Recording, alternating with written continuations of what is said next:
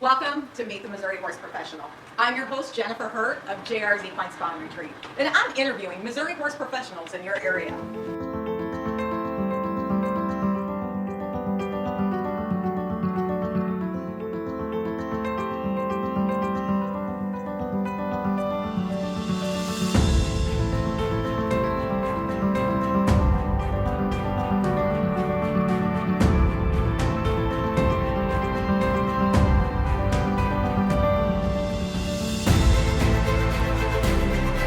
Join me in meeting this week's talented Missouri horse professional.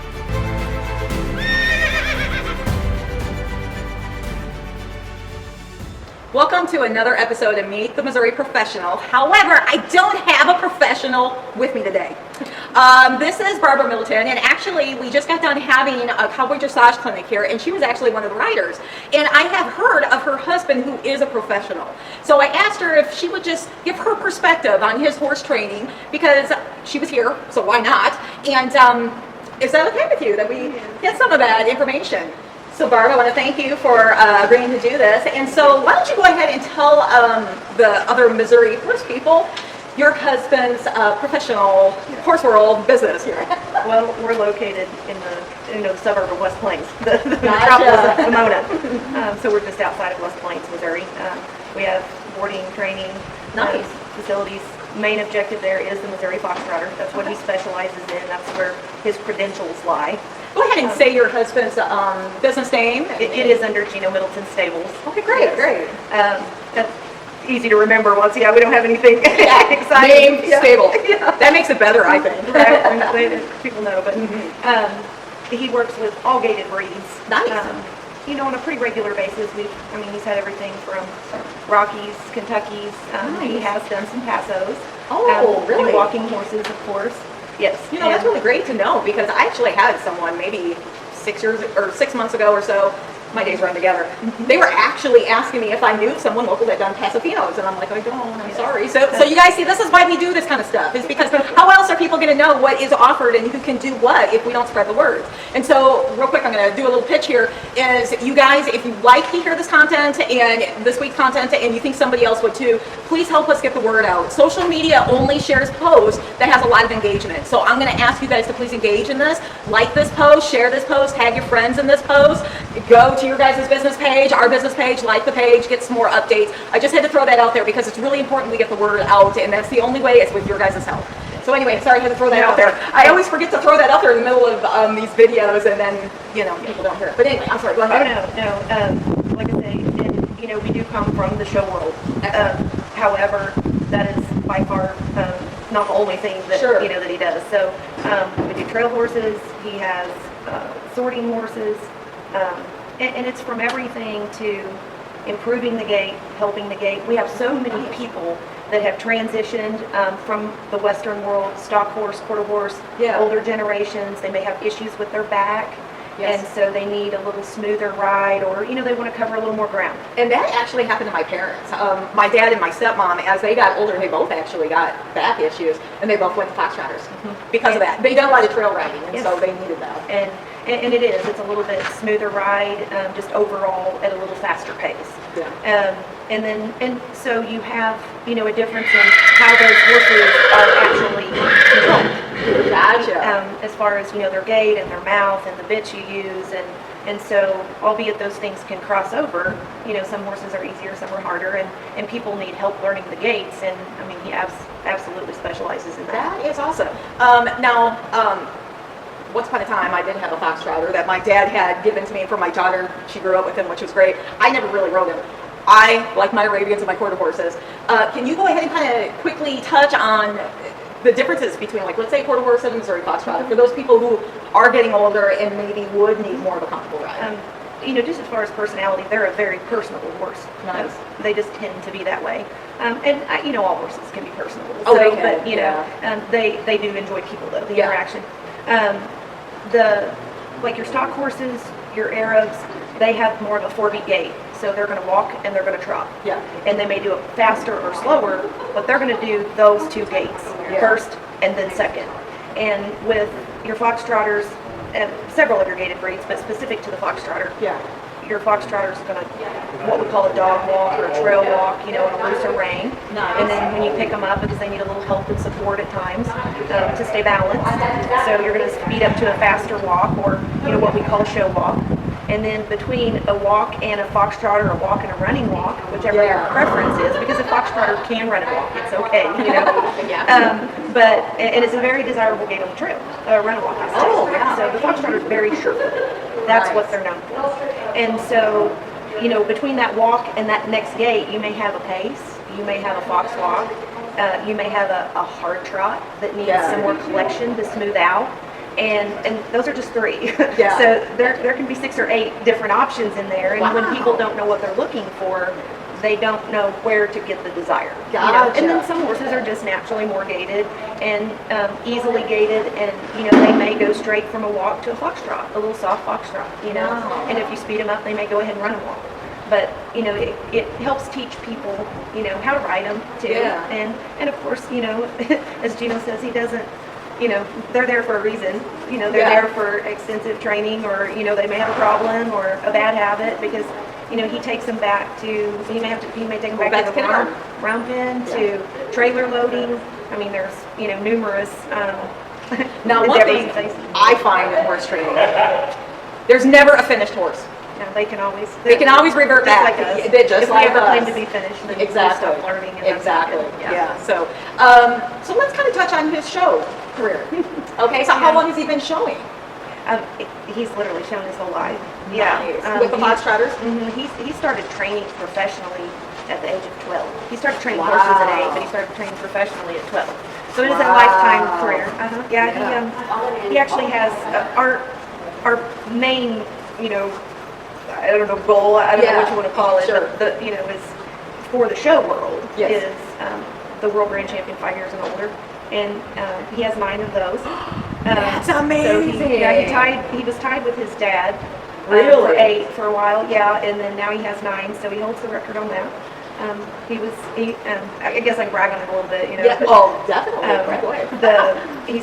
He is inductee to the MFT-HBA Hall of Fame. Nice. But he is actually the first horseman to be, you know, for training purposes. There's one other, he came from, I believe, the thoroughbred. Gino's actually the first horse trainer inducted into the Missouri Sports Hall of Fame.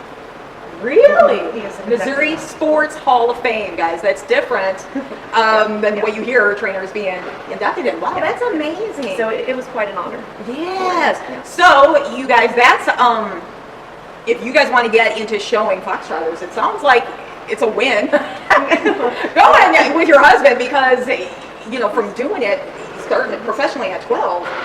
He's on top. Like you know, you always have your cycles, you know, in and out. And here's the deal, and he will tell you, and he has had some horses, some great horses. Yes. And it's all about the horse. It is about the horse. I mean, he does attribute his accomplishment to them. For sure. I can't hardly talk about that. He's pretty humble. Is he really? Yeah. That's awesome. That's awesome. You know, especially giving it to the horse. That would make me cry too. Because they take care of us, we need to take care of them. Well, he wants to be a horse, not a horse trainer. He wants him to be more than just, you know, something you can just go show. He wants him to be something you can go enjoy. Gino's originally from Mesa, so he's still, you know, local in Missouri. But we've got a farm down there, a working barn. That's what she said when she came here to JR. She's like, my barn's a working barn, not a pretty barn like here. This is a beautiful facility, I will tell you. Very impressive. Thank you. Yes. Well, is there anything else you want to touch on the business before I kind of... You know, Gino, he does clinics for that. We do clinics down at, we get to go to Emmons. I have gotten to do, on his shirt tails, you know, I've got to do some things that I would have never gotten to do without, you know, traveling with the horses. Yes. I mean, he's done Midwest Horse Fair, he's done Ohio, he's done Kansas, he's done Equine Fair in, you know, Massachusetts. Nice. So, I mean, we've got to do, the horses have enabled us to do some really neat things. So we're very blessed for that too. Cross country trail rides, they have him come down like in October. We'll do 2 clinics down there, and they put that on for their people that attend. Nice. And they have a lot of gaited horses. Nice. So that's kind of a local venue, so to speak. You know, that they definitely want their people to come back, and they want them to have safe rides. Yeah, and that's so important. Safe rides. It is, and it's just little things. Yes. So sometimes, you can spend 20 or 30 minutes and help somebody for a lifetime. And that's a good feeling for it. There are certain things that you can't teach. And there's an innate ability that people have, and you talked about the energy. And, energy is huge. And he's got that energy. He has And that. that's speaking of energy, and we'll do future videos on energy. I like to teach energy, like in my bodywork classes and all that stuff. And some people I think are like, this isn't the good stuff. It is the good stuff. It's you don't think it's the good stuff, but you don't know how good it is unless you really understand it. Because it's interesting. This is years and years ago. I talked to a reining cutting trainer who knew like Tom McCutcheon. Reining, and he said, I went and watched him, work a horse, and he goes, he sat in the middle of the arena, just stood, probably 30 minutes. But he said he was teaching that horse, and that horse was teaching him, and it was because of energy, guys.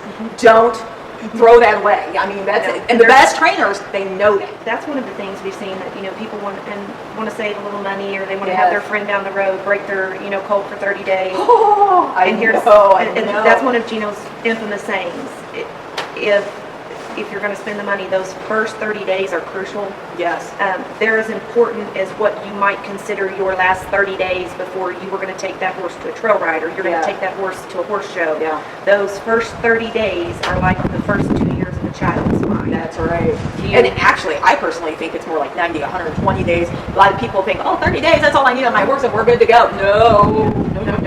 Horses will tell you how long they need. Exactly, and it's kind of a generic saying, but when they're going to learn those bad habits, then we get a lot of them that learn those, and they adapted to that bad habit, and then now you're 6 months into your horse, and they have issues. Yes. And then you've got to start over and try to make them forget those issues. If they're started right from the beginning, you can take care of those things as they try to start, not after they become. And you guys, that's another thing I want to quickly touch on. I'm sure you guys even do kindergarten training, with your babies, with your 1-year-olds, with your 2-year-olds. Everyone thinks training starts when you can ride them. No, it starts when they are born, actually. I mean, I've got a 2-month-old that the day he was born, we were imprinting him big time, but he had that halter on within like 3 days. And that is extremely important. And, he's now 2 months, he leads and he gives the pressure, and it only takes a couple minutes a day to kind of teach him that stuff. But you got to teach it right. You're right. They still have to have structure. They still have to have structure. If they're not going to have that structure from you, then they're better off to just be left alone. Exactly. And this is why some owners throw them out in the pasture for 2 years and forget about him until it is time to go. They don't have bad habits. They learn a lot. They learn a lot from those other mares. They learn a lot from their mama. And that's one thing I see a lot of reiners and cutter trainers advertise. They don't want someone sending their horse to a trainer to start only to have it to go to a professional later. No, they would rather nobody have touched that horse because they don't want to fix what someone else screwed up. So very important, guys. You guys got to do your homework. I hate to say it, but we all need to do our homework. It's just like spoiling your kids. Yeah, there's a happy medium. And I've learned that lesson in the past. Now I've been smart. I would say for the past 15 years, but prior to that, and I grew up with horses, I've done the stupid stuff, as far as, this person's a horse trainer, I'll send it over that way or whatever. Saddle fit even. You guys, saddle fit. Everyone thinks, I'll just go buy that $250 saddle and it's going to work on my horse. Not only are you screwing up the horse, you're screwing up your own riding, so you're developing habits because your saddle don't fit you or your horse. And this happens all the time. As a body worker, I see people come in all the time, the horse is sore, and I'm like, it's your saddle. I can see it before I even put my hands on the horse. And a good pad. And a good pad. You guys, that's important too. A good pad. Yeah. It is. Well, I suppose I should probably wrap this up. You got to go to the West Plains tonight. So at the end of the segment, I like to have people turn it around and interview me by asking me one question about JRs Equine Spa Retreat. The salt room. I did explained earlier. Christy asked me the same thing about the salt room. I was very impressed. I'm excited. Yeah, I had no idea. And that's just it. And you guys, I apologize that I haven't been able to advertise that more about the salt room, but it's because of the humidity in the last few years. We just can't run it. And, yesterday, right before the clinic, I'm like, hey, you guys, we can do salt rooms. I've checked it. 47% humidity, which actually we're not supposed to go over 40, but I'm like 47, we can do it. And our little humidity deal showed 80% yesterday. It was so dang hot yesterday, wasn't it? It was nasty.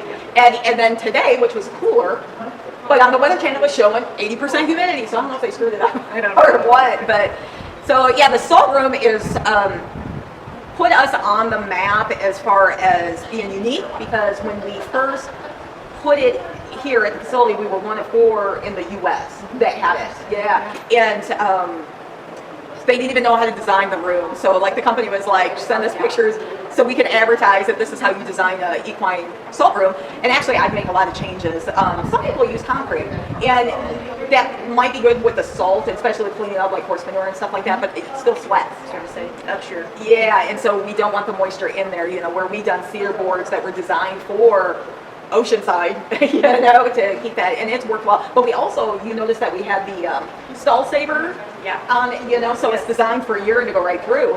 Well, we put that in the salt room too, because we're like, horses are going to be in here, they're going to urinate, that way the urine goes right through. Well, what we discovered, that salt was drawing the moisture up through the bottom. So we had put rubber mats in it, which, so it's extra cushiony, you know, really good. But I wish the humidity wasn't high and you guys could have gotten to experience it. Maybe one of these days the Missouri will say, okay, let's turn down that humidity. And well, and I mean, you have the, I don't know the technical term for it, I call it the shaker thing. Oh yes, and we have used those, and I know they work. Yes. I mean, they're amazing, and they're not just for horses, but for people.